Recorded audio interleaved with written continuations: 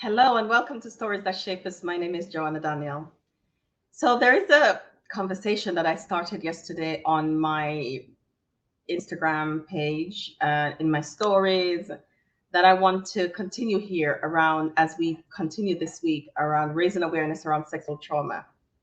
And that's why I titled today's story, Stop Blaming People for Their Own Abuse. Because sometimes we do that. But I want to, as I talk about that, I want to talk about really what consent is in terms of the blame. And one of the stories I want to use to demonstrate this is the story of David and Bathsheba. Now, oftentimes when this story is told, when I hear conversations in churches around it or studies, the focus is heavily on David as a man after God's own heart, or was a man after God's own heart, which is true. And but I wondered when and what was excused, or if this was excused. And from what I know of God, I beg to differ.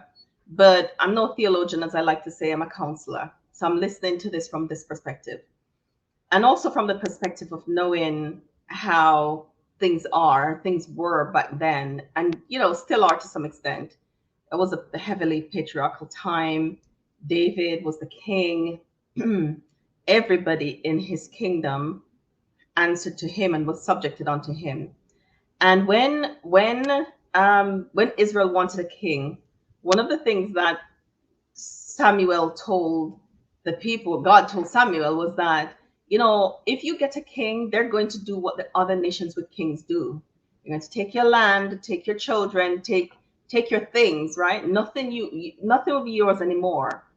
And so if we think about the story in that light, in that context, and I know people give Bathsheba, because we're viewing Bathsheba through our lens, through 2022, 2023, whenever the conversation happens. Like, a woman today could say no to the king. She probably would still quietly lose everything, but her life may not be at stake. But if Bathsheba had said no, then her life probably would be at stake. She wouldn't dare to say no to the king. He had absolute control and authority and dominion. And so when you are sent for, you just go. That's what you do. So if we look at a woman who had to do what she was required, even though the king knew that her husband was his loyal soldier, and her grandfather was his advisor, all of this information is available to the king, and he still lacks self-control. And so when we think of consent, Bathsheba did not have, I believe, the opportunity, not only opportunity, but the right, or to consent. It wasn't a matter of courage, it was a matter of right. And we can say what we want about her spiritual life, and maybe if she was close to God and she needed to depend on him to protect her, and all of those fancy things that we think about now. But when I think about that, I think about what consent looks like in other places for other people. And when we talk about the story, and when we take responsibility from David and give it to Bathsheba, how we really blame her for the abuse that she experienced and the rights that she never had.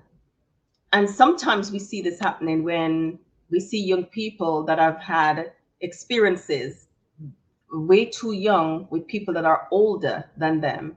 And the onus is given to these young people. Well, why couldn't you say no? Why didn't you run? Why didn't you do this or that? And what we don't understand is that people are making different decisions at different stages in their lives. So we might blame a 12-year-old, and society does sometimes do that, blame a 12-year-old. Well, she's loose. She didn't dress right. Why was she at the house? Why didn't she say something? And we don't give responsibility to the 19-year-old. And a 12-year-old and a 19-year-old is at very different stages of biological development, very different stages of brain development.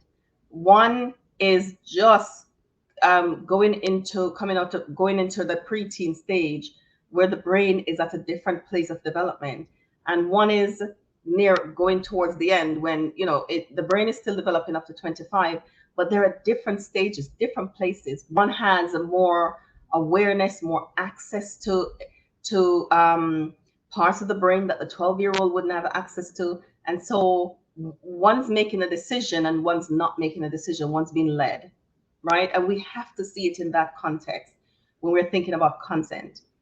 I spoke to a parent that sometimes I have to explain this to parents, that your daughter is not bad or wild or any one of those things. She's been groomed, and that's how we have to see it. If she's not in love with a 19-year-old when she's 12 or 13, and she's not in love with a 19-year-old when she's 14, or the 25-year-old, because the brain is done developing. She is at this really crucial stage to enter in the teenage years, when it's a age of definition, of understanding, and it's a different phase altogether. So they're not making the same decisions. One's making a decision knowing fully well what they're doing, and one's being led. And that's how we have to see it. One's deciding, one's being led. So then there's no consent. There's no consent there. And I know that sometimes in different kinds of spaces, these things are happening. It's not an affair.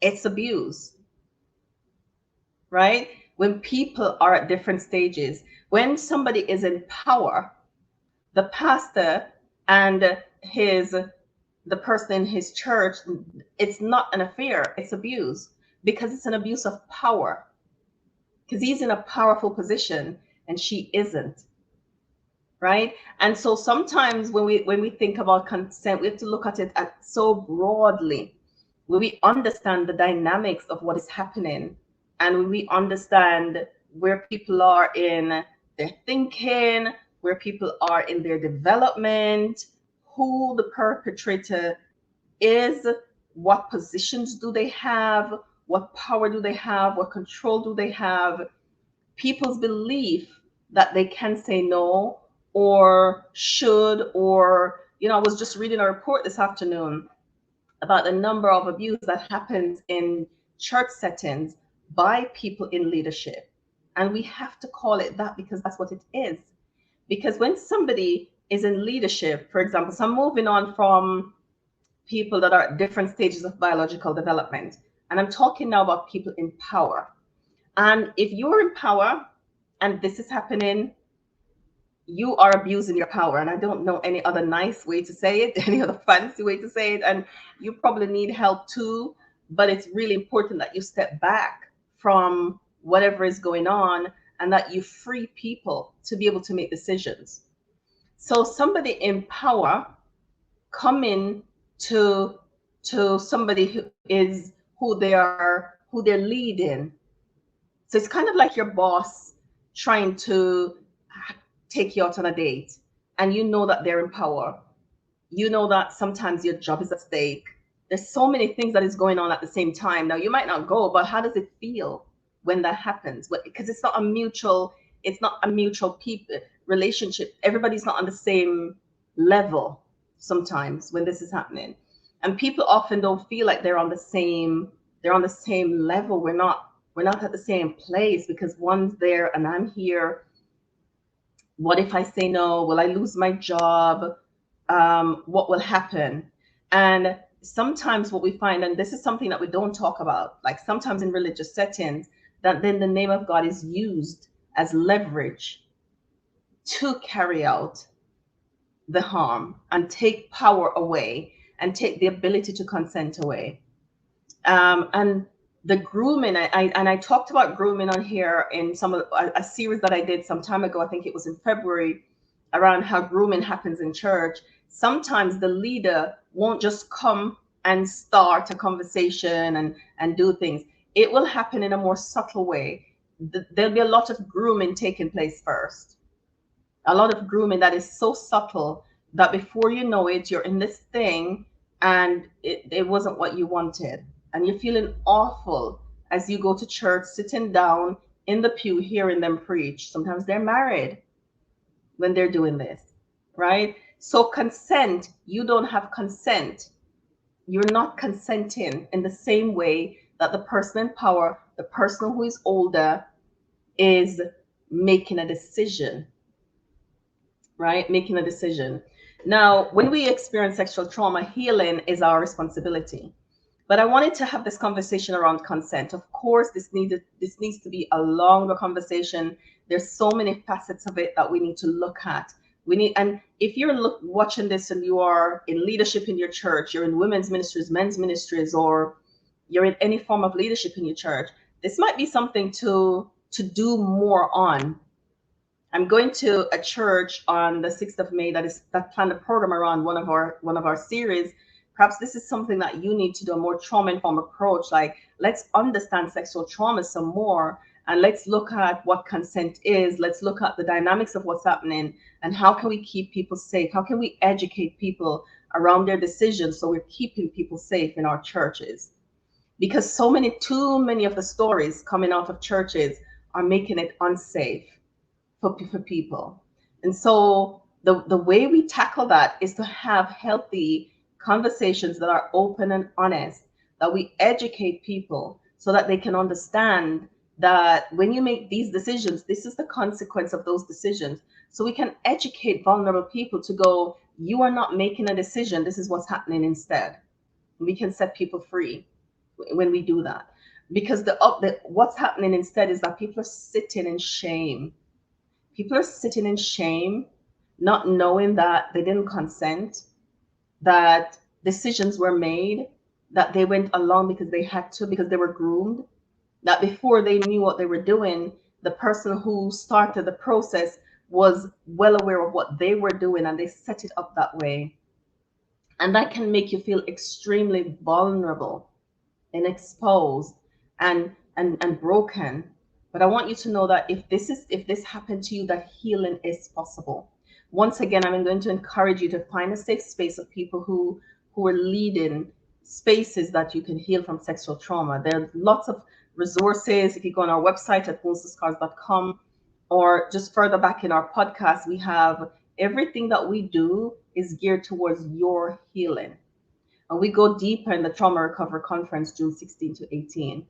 But whatever happens, however you're receiving this, however you're hearing it, whether you were the person who didn't have consent and you're sitting with a lot of pain and shame, just know that healing is possible. If you are here and you're a leader in a church, perhaps this is a conversation that needs to be had in a more extensive way, that people can know that they can be free and that the shame can be lifted. Shame dies, Brene Brown says, in safe spaces. Make your church a safe space for people to come and thrive in, where shame can die.